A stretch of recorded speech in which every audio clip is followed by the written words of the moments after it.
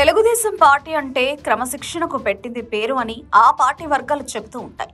కానీ ఇప్పుడు అదే పార్టీలో అంతర్గత కలహాలు తీవ్ర చర్చకు దారితీస్తున్నాయి. రాష్ట్ర వ్యాప్తంగా ఆ పార్టీ బలోపేతమవుతున్న సమయంలోనే నేతల మధ్య ఆధిపత్య పోరు పెరిగిపోవడం అధిష్టానానికి తలనొప్పిగా మారింది. మంత్రులు వర్సెస్ ఎమ్మెల్యేలు, ఎమ్మెల్యేలు వర్సెస్ ఎంపీలు, కొత్త నేతలు వర్సెస్ పాత నేతలు, ఇలా ప్రతి చోట విభేదాలు బయటపడుతున్నాయి. దీని వెనుక ఉన్న కారణాలేంటి? ఇది పార్టీకి నష్టం చేస్తుందా అనే ప్రశ్నలు ఆ పార్టీ నేతలను అయోమయానికి గురి చేస్తున్నాయి. ఒకప్పుడు టీడీపీలో ఎన్టీఆర్, ఆ తర్వాత చంద్రబాబు మాత్రమే సుప్రీం పవర్ సెంటర్ గా ఉండేవారు. అధినేత మాట జవదాటడానికి ఏ నేత కూడా సాహసం చేసేవాళ్లు కాదు. కానీ ఇప్పుడు పరిస్థితి కాస్త మారింది. చంద్రబాబుతో పాటు యువనేత నారా లోకేష్ కూడా పార్టీ వ్యవహారాలు పర్యవేక్షిస్తున్నారు. దీంతో కొందరు నేతలు చంద్రబాబు పేరుతో, మరికొందరు లోకేష్ పేరుతో గందరగోళం సృష్టిస్తున్నారన్న ఆరోపణలు వినిపిస్తున్నాయి.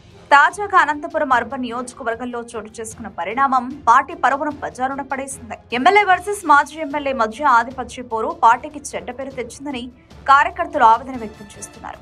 అదే విధంగా నంద్యాల జిల్లాలో కూడా ఎంపీ, ఎమ్మెల్యేల మధ్య గ్రూప్ వార్ నడుస్తోందని చెప్తున్నారు. ఒకప్పుడు పార్టీలో ఏమైనా సమస్యలుంటే అధిష్టానం వద్ద కూర్చుని పరిష్కరించుకునేవారు. కానీ ఇప్పుడు ఆ పార్టీ నేతల్లో ఆ సహనం కనిపించడం లేదు. శ్రీకాకుళం నుంచి ఇచ్చాపురం వరకు ఇదే పరిస్థితి ఉందని పార్టీ పరిశీలకులు చెప్తున్నారు. ఈ అంతర్గత యుద్ధం కారణంగా ఒక్కొక్క నియోజకవర్గ ఎమ్మెల్యే ఆ నియోజకవర్గానికి సుప్రీంగా భావిస్తున్నారు. మంత్రులు కూడా తమ జిల్లాల పర్యటనకు వెళ్లాలంటే సంబంధిత ఎమ్మెల్యేల అనుమతి తీసుకోవాల్సిన పరిస్థితి ఏర్పడిందని అంటున్నారు. పక్కపక్క నియోజకవర్గాల నేతల మధ్య కూడా సఖ్యత కనిపించడం లేదు. ఈ పరిస్థితులు టీడీపీ పార్టీకి ఒక రకంగా డేంజర్ సిగ్నల్ గా రాజకీయ విశ్లేషకులు భావిస్తున్నారు. పార్టీలో పెరుగుతున్న ఈ అంతర్గత విభేదాలపై ముఖ్యమంత్రి చంద్రబాబు పెద్దగా దృష్టి పెట్టకపోవడం కూడా ఒక కారణమని అభిప్రాయం ఉంది. మరి పార్టీని క్రమశిక్షణకు మారుపేరుగా నిలిపిన చంద్రబాబు ఈ గ్రూపుల పోరుకు ఎలా చెక్ పెడతారో చూడాలి.